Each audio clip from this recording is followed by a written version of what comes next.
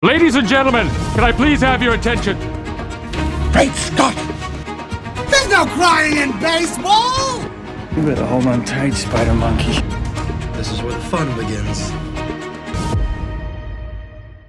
Good morning, good afternoon, good evening, and good night.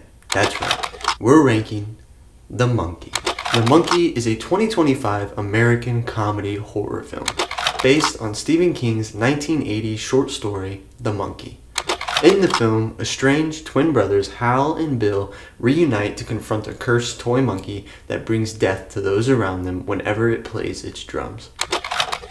Normally, I enjoy movies or stories that Stephen King wrote if they're about Stephen King stories. I think he's a very clever author. I think his stories are always interesting and compelling.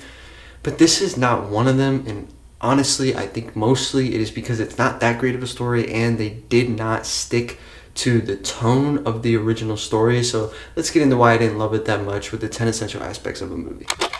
First is plot. Does the movie follow a comprehensive story arc and is plausible within the world that has been created? Now, it is based on Stephen King's short story, The Monkey, but however, it has a very different tone to it. The original short story is a serious horror story, and this movie is much more of a comedy. Now, as far as the story goes, the plot, what's driving this movie forward, it's not very present. There's not much to it at all. It's a movie that does not take itself serious. The concept is not serious. It is fully rolling into the comedy, and I personally did not find it very funny, so it was a hard movie to get through.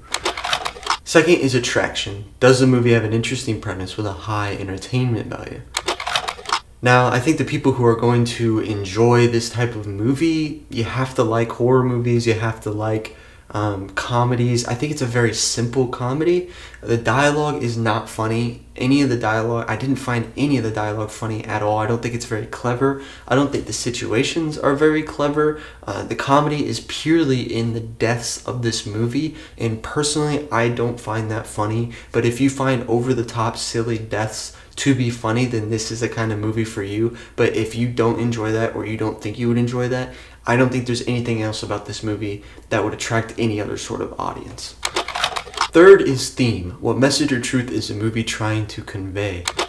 There's not much of a theme here. There is a reoccurring theme of the inevitability of death, and that topic is brought up throughout the entire movie, but I don't know if there was really much thought to any sort of deep kind of message. Fourth is dialogue. Is there a real feel to the conversations? Now, I don't think there was a lack of a real feel. It was just an over-the-top movie, and I don't think the dialogue is necessarily bad dialogue, but it wasn't funny either. I honestly don't think there was a single joke that was made that I laughed at, or situation that I genuinely laughed at. It just is the way it is. It's just, comedy is so subjective. A lot of people might find it funny, but personally, I didn't think it was clever enough for me to actually laugh at anything.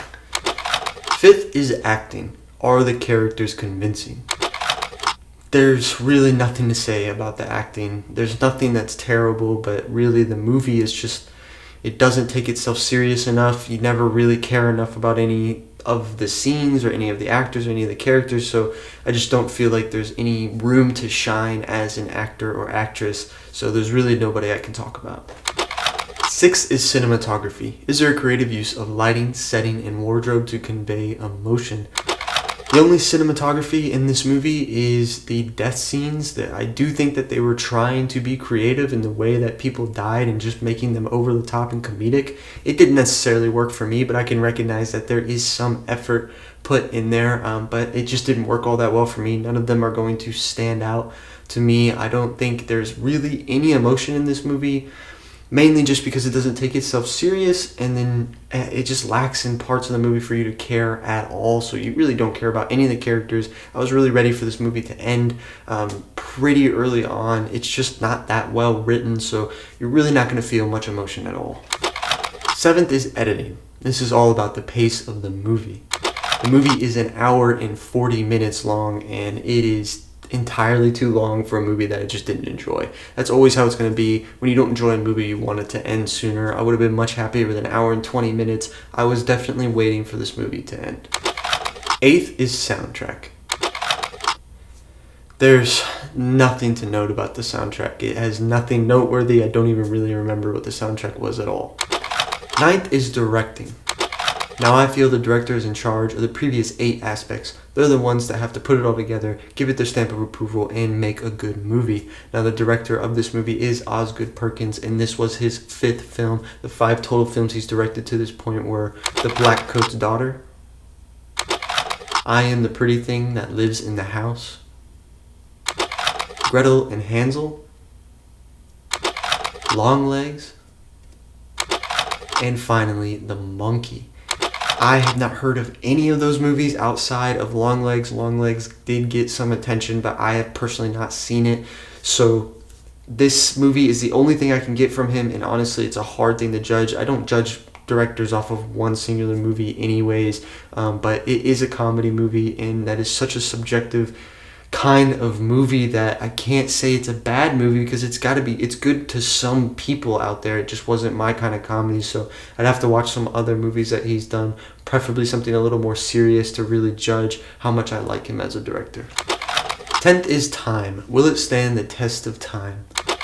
I don't think so. I don't even think it will stand much of a test of time. I think as far as other audiences, I think even the audience that enjoys movies like this, I don't think it will stand out. I think there's better comedy horror movies out there. I think it will be forgotten about pretty quickly. Honestly, people watching this video probably already forgot that that movie came out this year. Now for the review section. Rotten Tomatoes critics gives it a 79. The audience gives it a 60. And IMDb gives it a 65. Personally, 79 is far too high. I just think there are some things in this movie that just aren't done that well. But if you just really enjoy this humor, I guess I could see it going that high. But even then, I feel like it's just not that good of a movie to even put it that high. I am much more with the 60 to 65 range. I think 65 is honestly where I would probably rank this movie. And again, it's just something I did not like. I did not think it was very funny, but it had some things that you could hold on to. There wasn't terrible things about it. It just was very uninteresting. Finally, for the rankings. For the year of 2025, out of 8 total movies on the entertainment side, it is going to be 7th, just below The Damned and above Flight Risk. It is above Flight Risk, and these 2 movies are garbage. Like, you can interchange these, but personally it's going to be I just have it a little higher than Flight Risk, because at least like some of the death scenes you could be kind of interested in. They're at least trying to have some comedy in there that I can somewhat just sit there and understand what they're going for. Flight Risk is just a downright terrible movie. Whatever they were going for, they completely missed. I think The Monkey is hitting some audience. I think it's just a little bit easier for me to watch, because I can forgive the things I don't like, because it's just not made for me. It's not my kind of comedy. Flight Risk, the people it was made for, it failed on that part. It is terrible. It was really boring. I do have it below The Damned. These are not close. The Damned is not a movie I would choose to watch again, but there were parts of it that I did like. I liked the soundtrack. The first half of that movie, it has an atmosphere I enjoyed. It is definitely an easier watch for me than The Monkey. Now, cinematically, out of 8 total movies, again, it is going to be 7th, below Captain America, Brave New World, and above Flight Risk. Above Flight Risk, again, that Flight Risk it had a purpose, and it completely failed on all fronts. I don't know that anybody would like this movie. I don't think there's an audience for it. It's not executed well. There's a lot of things that are wrong with it. The Monkey definitely has things that are wrong with it that are not very good. I don't think they're quality, but I think there is a somewhat small audience that will enjoy that movie. Flight Risk is like so bad that it doesn't even come back to, it goes past being so bad it's funny. It's just straight terrible.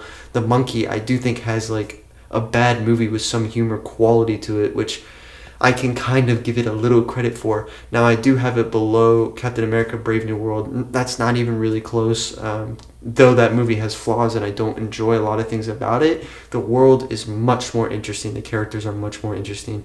Again, honestly, that's not even a close ranking. Now, for the decade of the 2020s, out of 44 total movies on the entertainment side, it is going to be 41st. Just below Terrifier 3 and above Reagan. Now, I have it above Reagan. Honestly, it's just the runtime. It's in that class of movies that I don't like. I would never choose to watch them again, and I think they are bad movies. But Reagan is a long bad movie, and The Monkey is a shorter bad movie, so I'd prefer to watch the shorter bad movie. Now, I do have it below Terrifier 3. Terrifier 3 is a movie I wouldn't choose to watch again, but it has a little bit of entertainment in there. The deaths are much more interesting. I mean, it's some really good work there. I mean, they're extremely convincing, and though I don't love that, I can appreciate the work behind the screen on making it look the way it looks. There is some comedic aspect to it, though it's very small, and I didn't love the comedic aspect. There were parts I did chuckle once or twice at that movie. I just think it would be an easier watch than The Monkey, just because there's something to take out of it and appreciate. Where The Monkey, I don't really love anything about it. Now, cinematically, out of 44 movies, it is going to be 40th, just below Frogman and above Kraven the Hunter. I have it below Frogman. Frogman, I think, is just creative with its budget and how it can, and what it does. I did enjoy the last 10 to 15 minutes of that movie when it ramps up. I just wish they would have done a lot more of that. But there's some intrigue in that movie to it, and acting is honestly surprisingly good for a found footage film. There's things that I can point out to say that, hey, this is good, this is impressive for a movie of its budget. The Monkey, I think it lacks with what it had. There's a lot of things I can point out that are worse than Frogman. I just think Frogman represents film a little better because it just did pretty good with what it had. Now, I do have it above Kraven the Hunter, and that's where the opposite kind of comes into play, where the Kraven the Hunter had a lot of resources, a lot of value behind it, and it's just terrible. It has really bad visuals. The plot doesn't make sense. I don't like the characters in it. I don't like the villain. There's a lot of things that I dislike about it. The Monkey, I just dislike those things less, and I think that represents film a little better because it's just a cleaner movie overall. Kraven the Hunter is very much a mess and has some very bad aspects to it. Now, all time, out of 58 total movies, it is going to be 55th on the entertainment side, just below Terrifier 3 and above Reagan. It's there for the exact same reasons as before. Now, on the cinematic side, out of 58 total movies, it is going to be 54th, just below Frogman and above Kraven the Hunter. It is there for the exact same reasons as before. Alright, that's all I've got for The Monkey. Just, honestly, it's not my thing, but really it just wasn't a good movie. Let me know in the comments what you think about it, what you thought if you've seen it, if you want to see it. I don't suggest watching it. Let me know your thoughts on some of the worst horror movies you've ever watched. I really enjoy it when you guys comment. That's the whole point. It's the whole reason I made this YouTube channel, was to interact with people, so I really appreciate it for those that do comment.